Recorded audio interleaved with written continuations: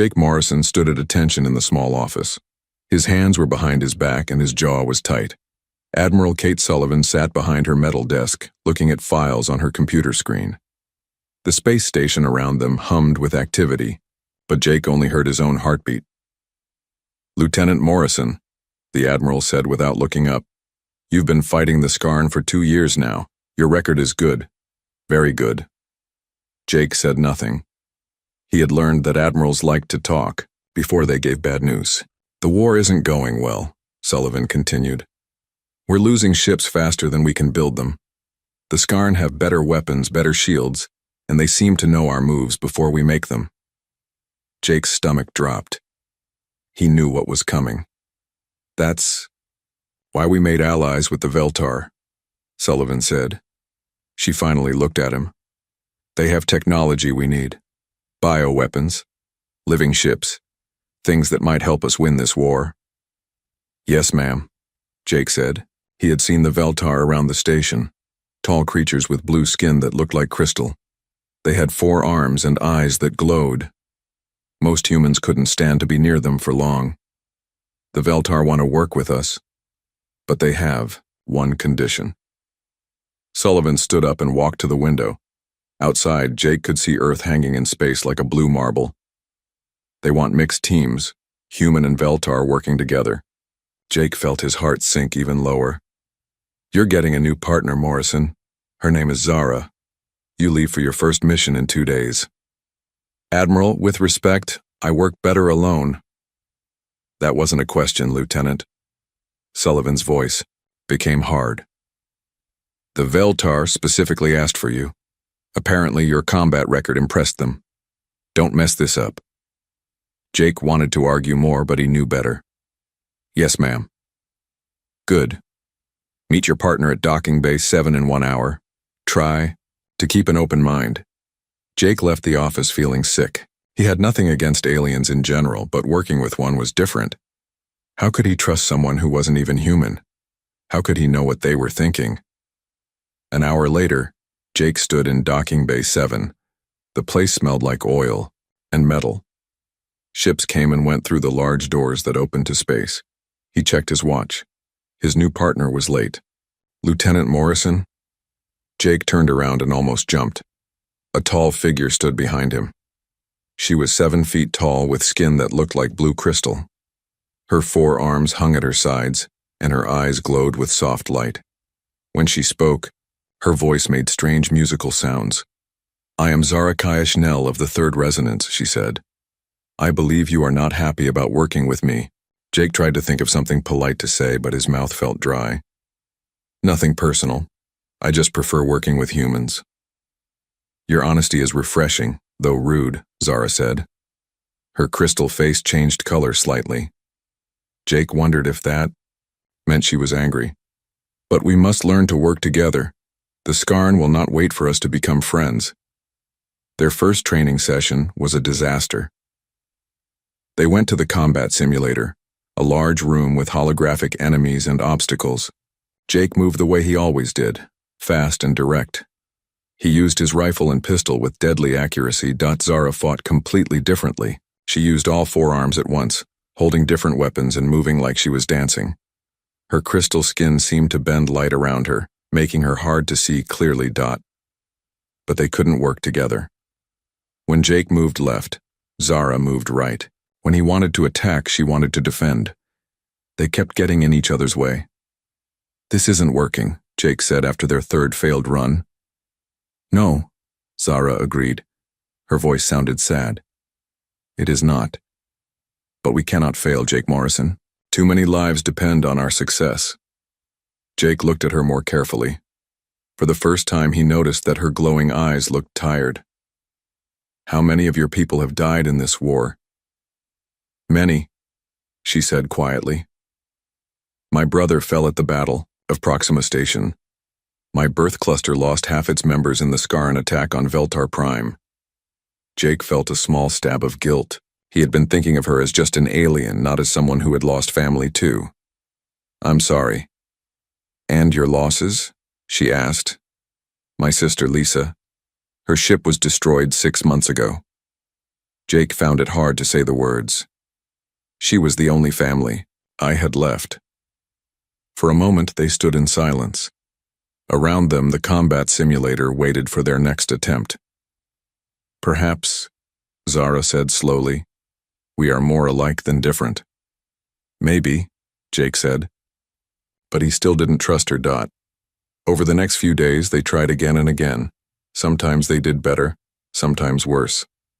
Jake learned that Zara could see through walls using something she called bioresonance. She could also heal small wounds by touching them with her crystal fingers. But Jake still felt uncomfortable around her. The way she moved was too fluid, too alien. Her voice made sounds that hurt his ears, and her four eyes seemed to see things that weren't there.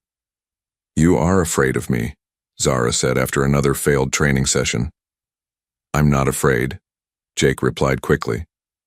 Yes, you are. You are afraid because I am different, because you cannot predict what I will do. Jake wanted to deny it, but she was right. How can I trust someone I don't understand?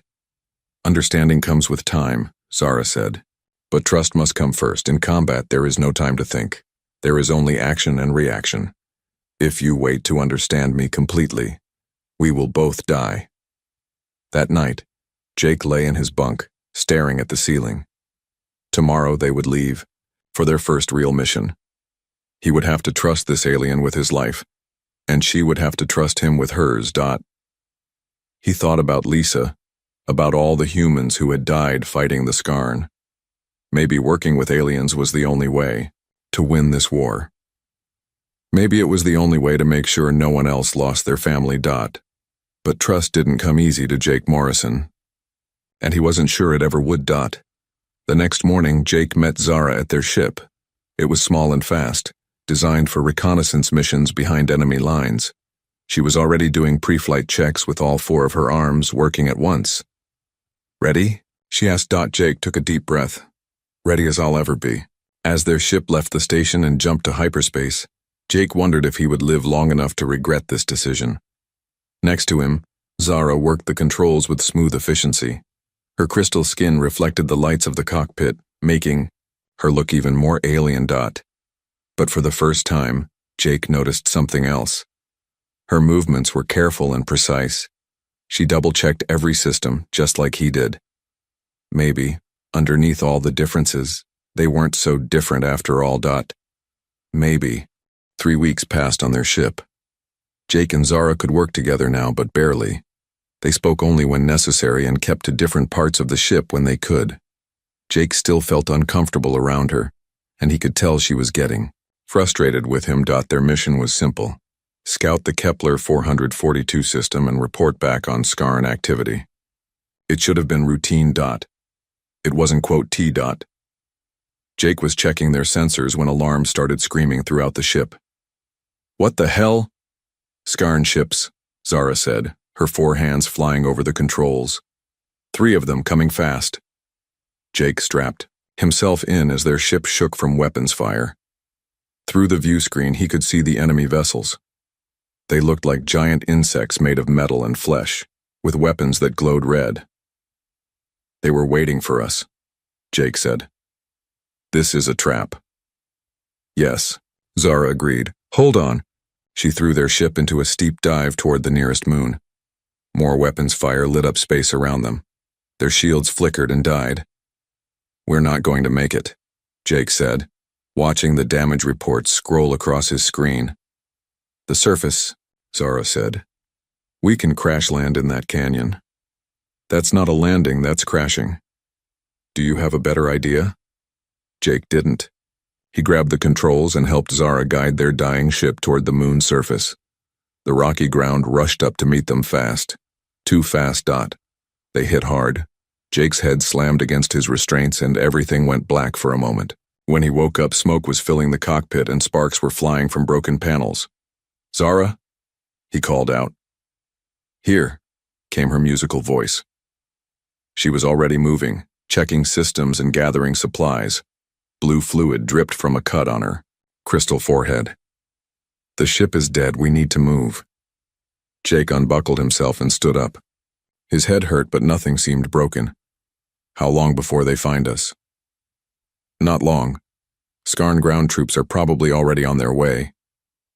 They grabbed emergency packs and weapons from the ship's storage. Jake had his rifle and pistol. Zara carried a weapon he'd never seen before, something that looked like it was grown rather than built. Outside Kama, the moon was a wasteland of rocks and crystal formations. The air was thin but breathable. In the distance, Jake could see their pursuers, ships landing. The atmospheric processor is 2 kilometers north, Jake said, checking his scanner. If we can reach it, we can send a distress signal. No, Zara said, her eyes glowing brighter. I sense 17 Skarn units between us and that facility. We need another route. You sense them? How? Bioresonance. All living things create patterns. I can feel them moving. Jake stared at her. That's actually useful. Thank you for that stunning endorsement. Was that sarcasm? Jake had never heard an alien use sarcasm before. A plasma blast suddenly hit the rocks near Jake's head, sending chips flying. Skarn soldiers were coming up the canyon, tall, insect-like creatures with too many legs and weapons grafted to their arms. Run, Zara said. They ran. What followed was the longest hour of Jake's life. The Skarn chased them across the moon's surface, through crystal caves and over rocky hills. Jake quickly learned that Zara was much more capable than he had thought. She could move incredibly fast, using all 4 arms to climb and jump in ways that seemed impossible. Her crystal skin could bend light, making her hard to see, and her bioresonance let her know where enemies were, even when they were hidden. When Jake's rifle jammed during a firefight, Zara threw herself in front of him. A plasma bolt meant for Jake hit her shoulder instead, burning through her crystal skin. She screamed, a sound like breaking glass that made Jake's ears ring. Zara.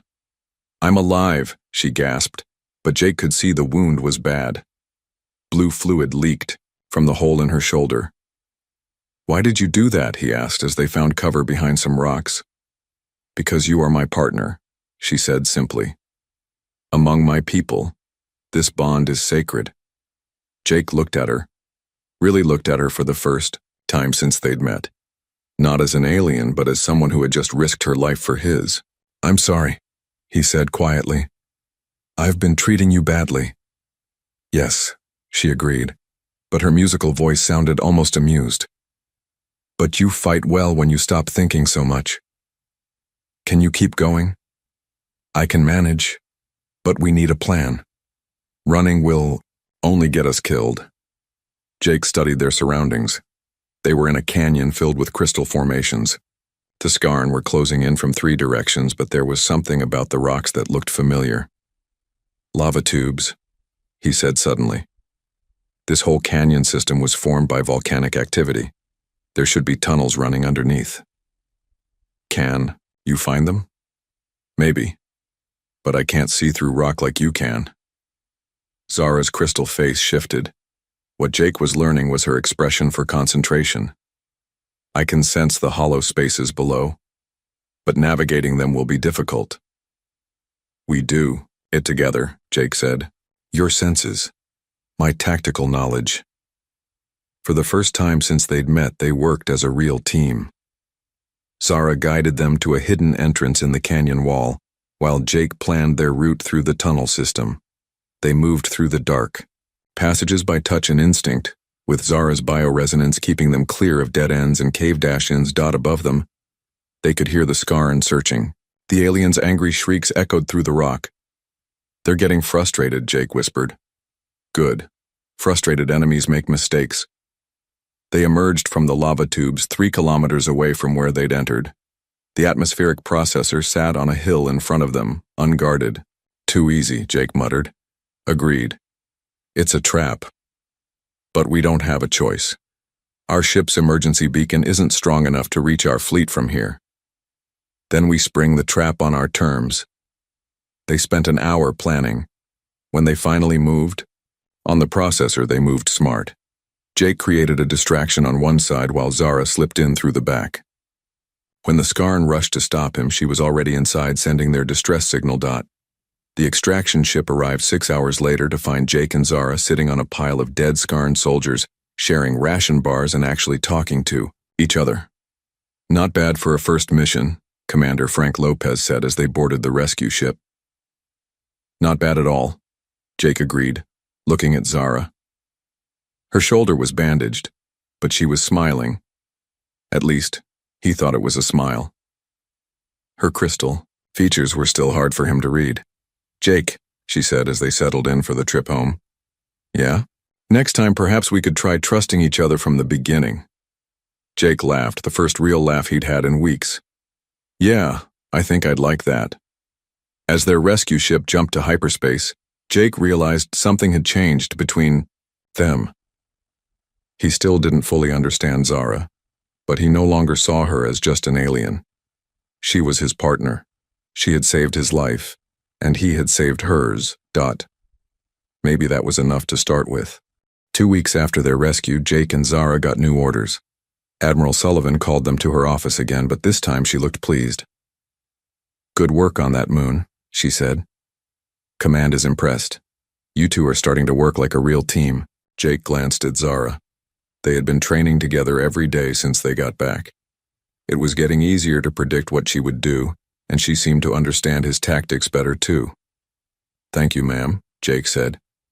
Don't thank me yet. Your next mission is bigger. We captured a Skarn command ship last week. Dead in space, crew gone. We need someone to go inside and get their computer files. What happened to the crew? Zara asked. We don't know. That's part of what makes this dangerous. The ship is still alive. Skarn vessels are grown, not built. We don't know what we're dealing with. Jake felt his stomach tighten. Going inside an enemy ship was bad enough. Going inside one that was still alive sounded like a nightmare. When do we leave? He asked. Tomorrow. And Jake? Be careful in there.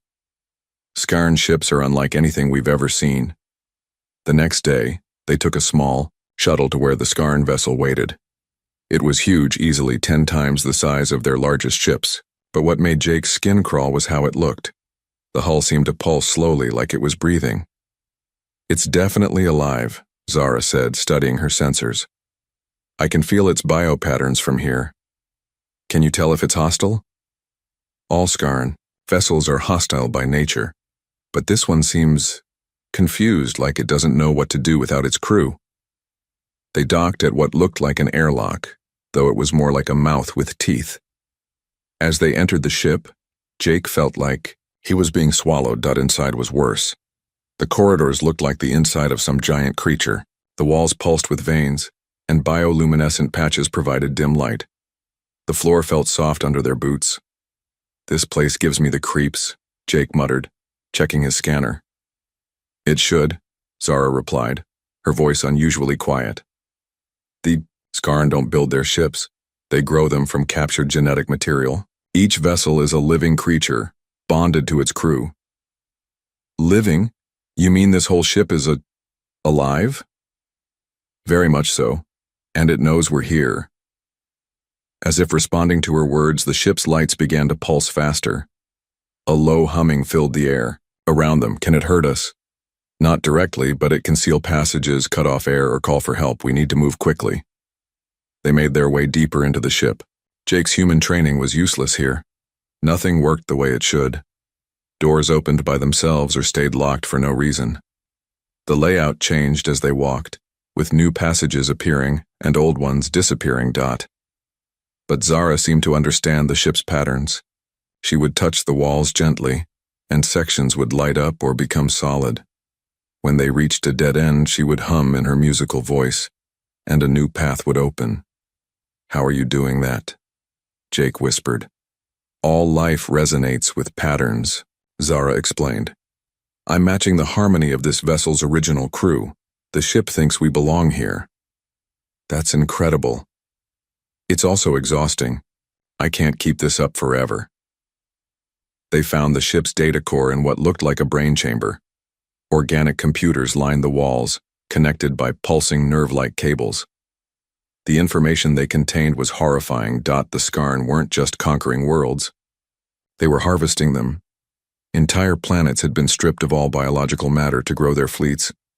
Billions of people, animals, and plants had been consumed to create ships like this one. But Jake found something else in the data, something that made his blood run cold. "Zara, look at this," he said, pointing to a biosignature reading. "These are human patterns, recent ones. Prisoners," she said quietly. "They're keeping humans alive for breeding stock." Jake's hand shook as he scrolled through the files. There, a familiar pattern that made his heart stop. "Lisa," he whispered. "My sister. She's alive." Zara studied the data carefully. "Jake, this could be a trap. The Skarn use psychological warfare. I have to know. I have to try to find her." Zara looked at him for a long moment. Her crystal features shifted through several emotions. Finally, she nodded. "Then we find the location of these prisoners. Together." The data pointed to a facility built inside an asteroid, a breeding center where captured humans were being held. Jake copied everything to his portable drive while Zara kept the ship calm. Getting out was harder than getting in. The ship had started to realize they didn't belong. Passages began closing behind them, and the humming grew louder and more aggressive. "It's trying to trap us," Zara said, strain showing in her voice. "I'm losing my connection to its patterns." "How much farther?" "2 more sections." "But Jake, I don't think I can—" An alarm shrieked through the ship. The walls around them began to pulse red, and they could hear something moving in the passages behind them.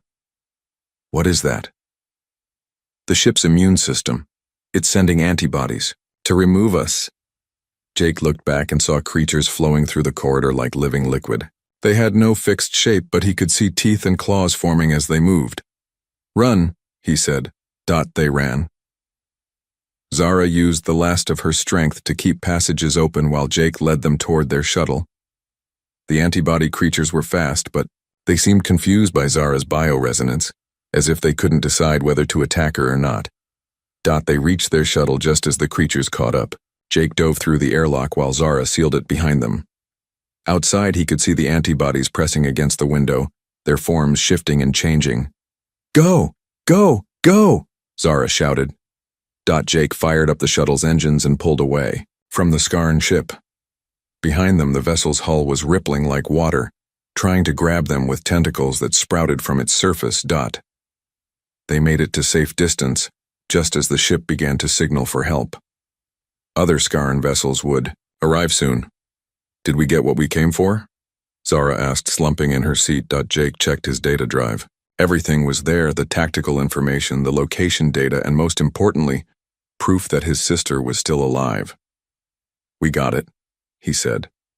"All of it." "Good, because I never want to go inside one of those things again." On the trip back to base, Jake studied the prisoner location data. The facility was heavily defended, built into an asteroid in deep space. Getting there would be dangerous. Getting inside would be almost impossible. "You're thinking about a rescue mission," Zara said without looking up from her own reports. "How did you know?" "Because I would be thinking the same thing if it were my brother." Jake looked at her. "Would you help me if I asked?" "You don't need to ask, Jake. We're partners. Your family is my family now." For the first time since they'd met, Jake really understood what that meant. Zara wasn't just his assigned partner anymore. She was his friend, someone who would risk everything to help him save the person he loved most. "Thank you," he said quietly. "Don't thank me yet.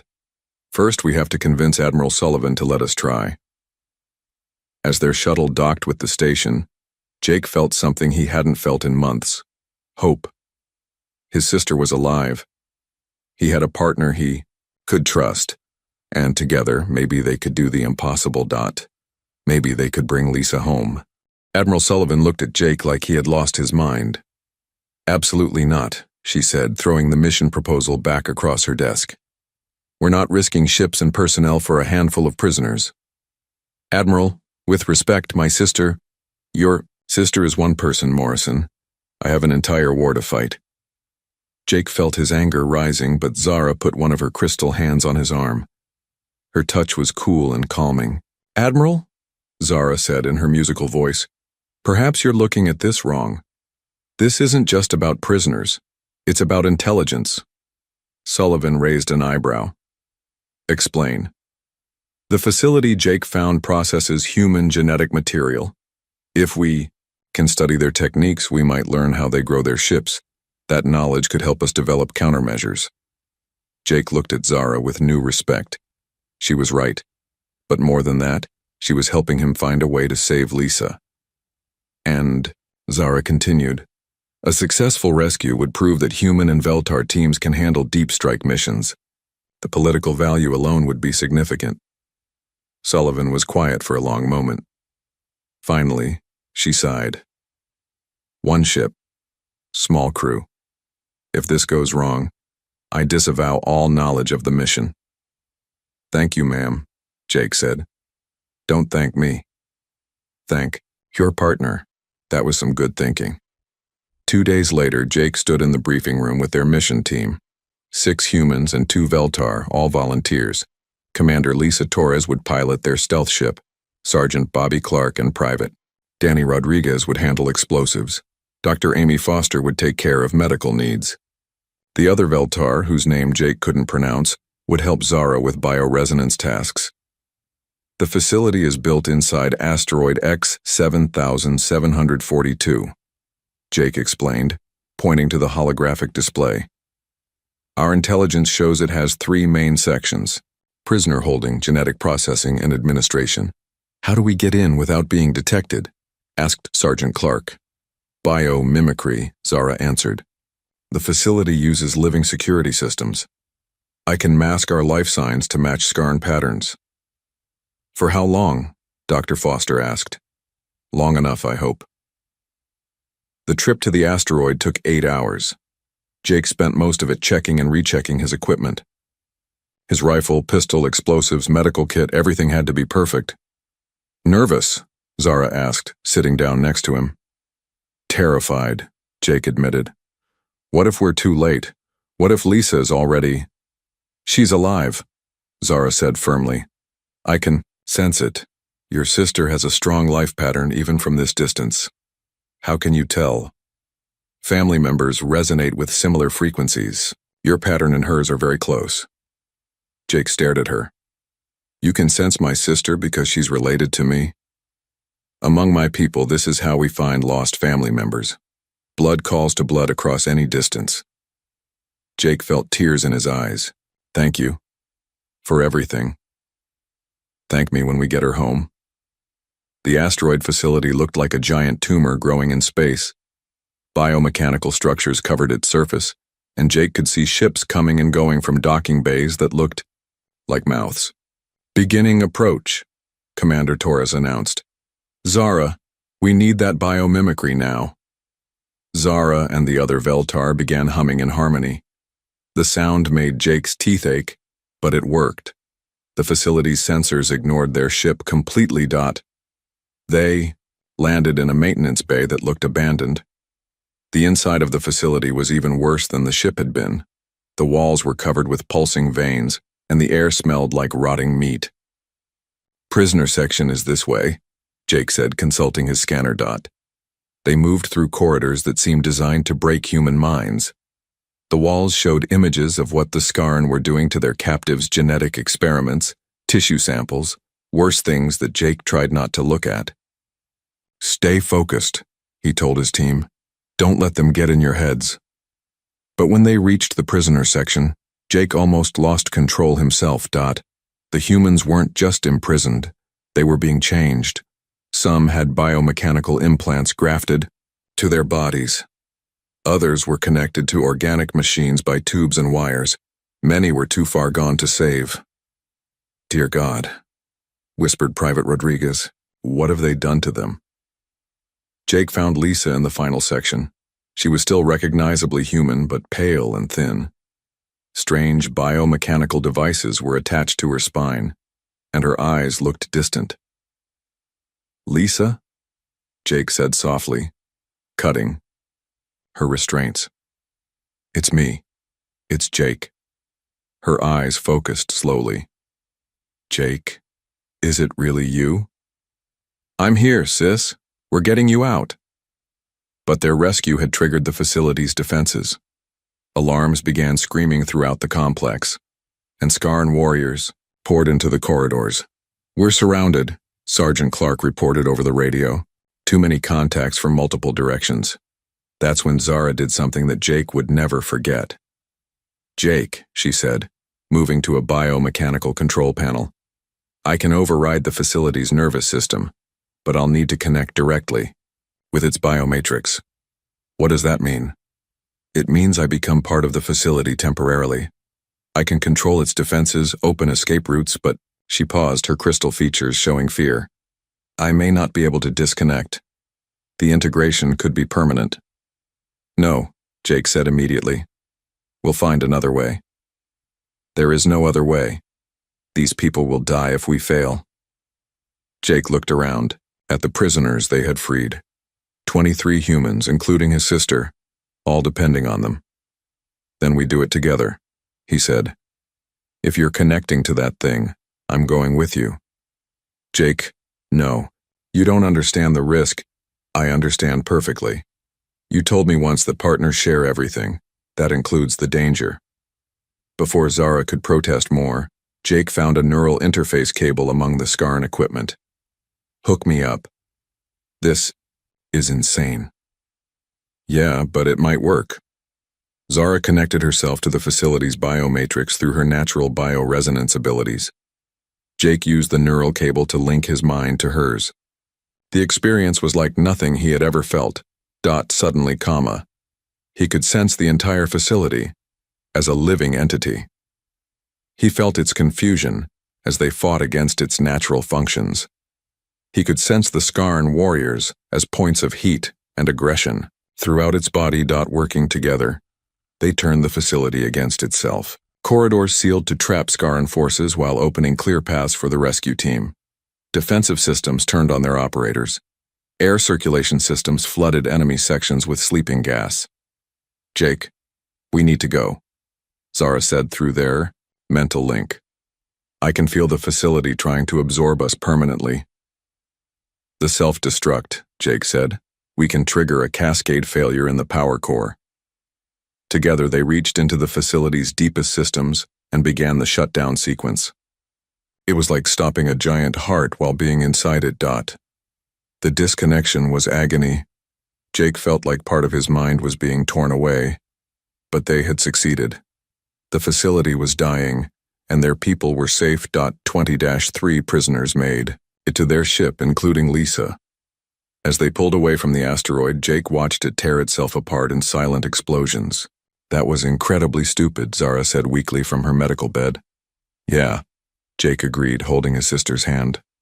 But it worked. It worked because we trusted each other completely.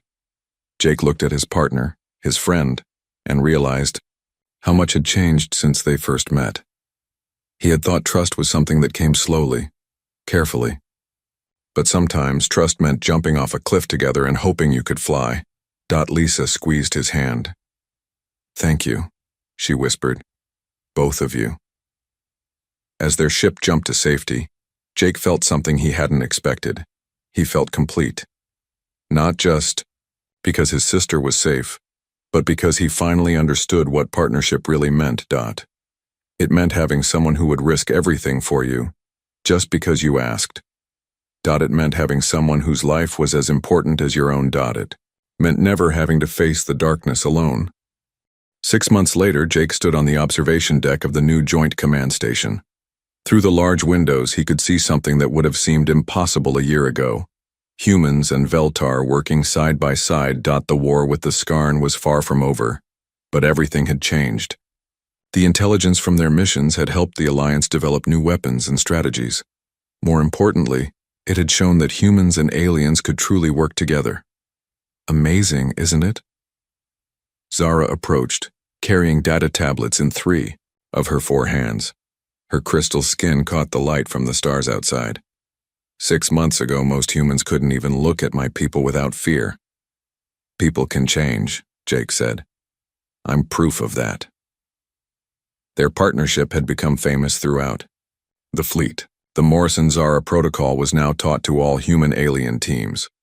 But Jake knew they had become something more than just a successful partnership. They had become family. Admiral Sullivan approved our request, Zara said, her musical voice carrying excitement. The new mission? Operation Deep Harmony, a joint task force with 12 different species, all trained in the methods we developed. The Skarn won't know what hit them. Jake smiled.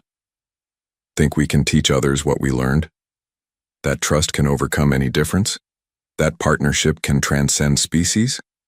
Zara's crystal features shifted into what Jake had learned was her expression for deep happiness. I believe we already have. Lisa appeared in the doorway. She had recovered from her captivity but still carried scars from the biomechanical implants. The doctors had removed all the Skarn devices, but the experience had changed her. She was quieter now, more thoughtful. You two ready for the briefing? She asked. Admiral Sullivan doesn't like to wait. Almost, Jake said. He turned to Zara. You know, when they first assigned you as my partner, I thought it was the worst thing that could happen to me. And now? Now I can't imagine facing anything without you. Zara's harmonic laughter filled the observation deck. Such words from the human who once said he preferred his own species. People change, Jake repeated, sometimes for the better. They walked toward the briefing room. Jake thought about how much his world had expanded. The universe was vast and full of wonders and terrors, but with the right partner, someone you could trust completely, even the impossible became possible. The briefing room was filled with representatives from a dozen different species. Admiral Sullivan stood at the front displaying tactical data on a large holographic screen. Ladies, gentlemen, and honored allies, she began. Operation Deep Harmony will be our largest joint mission to date. Intelligence indicates 3 more Skarn breeding facilities in the Outer Rim. Our goal is to rescue all prisoners and gather as much tactical data as possible. Jake studied the mission parameters. It was dangerous, the kind of operation that could go wrong in 100 different ways.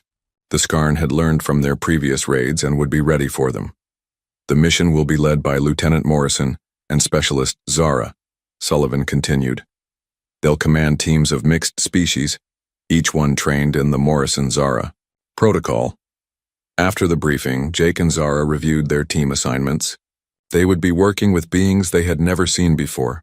Silicon-based crystallites who could phase through solid matter, energy-form luminars who could disable electronics by touch, and heavy-gravity stone-clad who were nearly indestructible. Nervous? Zara asked, noticing Jake's expression. A little. Working with you was hard enough.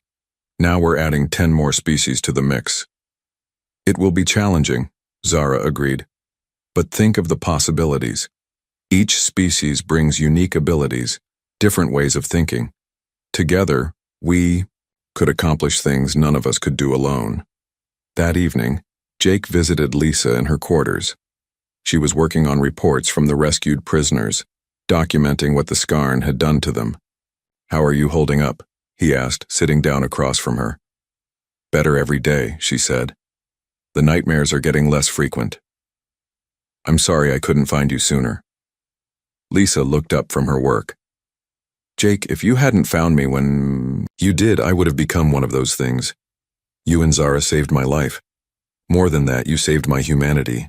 We couldn't have done it without each other. That's what I wanted to talk to you about. Lisa leaned forward. I've been watching you two work together.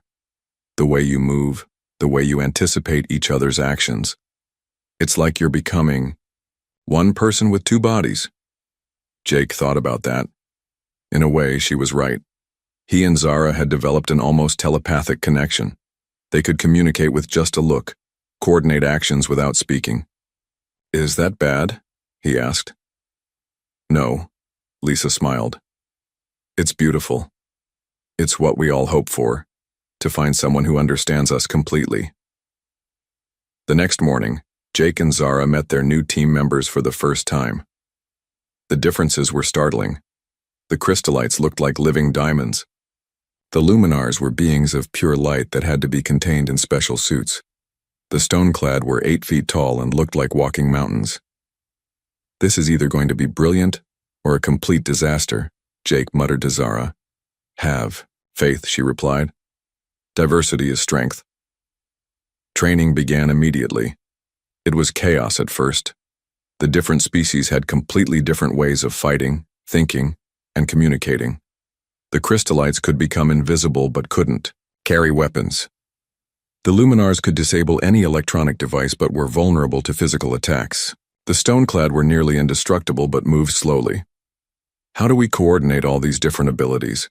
asked Captain Nina Walsh, one of the human team leaders. "The same way Jake and I learned," Zara said. "We find the harmony between our differences." It took weeks of practice, but slowly the teams began to work together.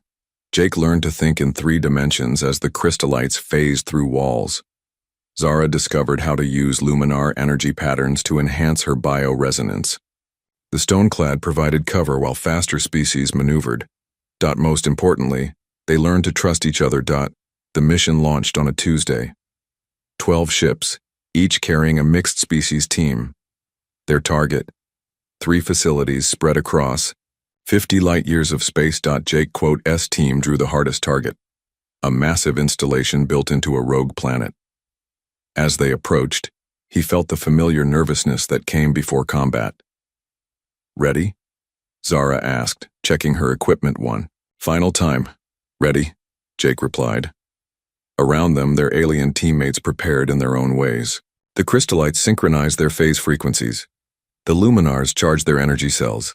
The stone-clad tested their armor systems. "Remember," Jake announced to his team, "we go in together, we come out together. No one gets left behind." A chorus of agreement came back in a dozen different languages and communication methods. The mission was everything Jake had expected and more. The facility was heavily defended, filled with new types of Scarran bioweapons, but the diverse team handled challenges that would have stopped any single species force. When energy barriers blocked their path, the Luminars disrupted them. When solid walls stood in their way, the crystallites phased through to unlock doors from the other side. When Scarran heavy weapons threatened to overwhelm them, the stone-clad absorbed the damage while others found flanking routes. They rescued 237 prisoners and gathered enough intelligence to plan attacks on a dozen more facilities. As their ships jumped back to friendly space, Jake realized something profound had happened. They hadn't just completed a mission, they had proven something important about the future.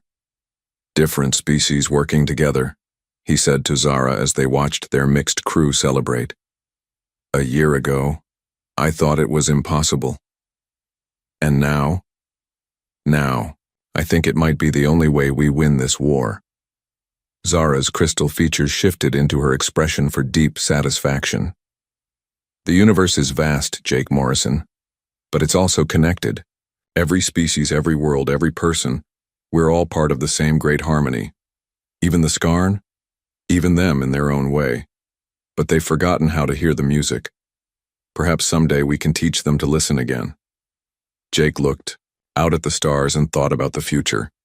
The war would continue, but humanity was no longer fighting alone. They had allies, friends, partners who had chosen to stand with them. And at the center of it all was the simple truth he had learned from working with Zara. The greatest strength in the universe wasn't technology, or weapons, or tactics. It was trust. In the weeks that followed, Operation Deep Harmony became the model for all joint operations. Mixed species teams struck at Scarn facilities across the galaxy. Prisoners were freed, intelligence was gathered, and slowly but surely the tide of war began to turn. Jake and Zara continued to lead missions together, but they also spent time training new partnerships: human Veltar teams, crystallite Luminar, combinations, stone-clad human units. Every possible mixture was tried and refined. "Do you ever miss the simple days?" Jake asked during one of their rare quiet moments. "When it was just the two of us?" "Never," Zara replied without hesitation. "Simple is not always better. Look what we've accomplished by embracing complexity." She was right. The alliance had grown from 2 species to 15. New technologies were being developed by combining different scientific approaches. Art, music, and literature were flourishing as cultures mixed and influenced each other. The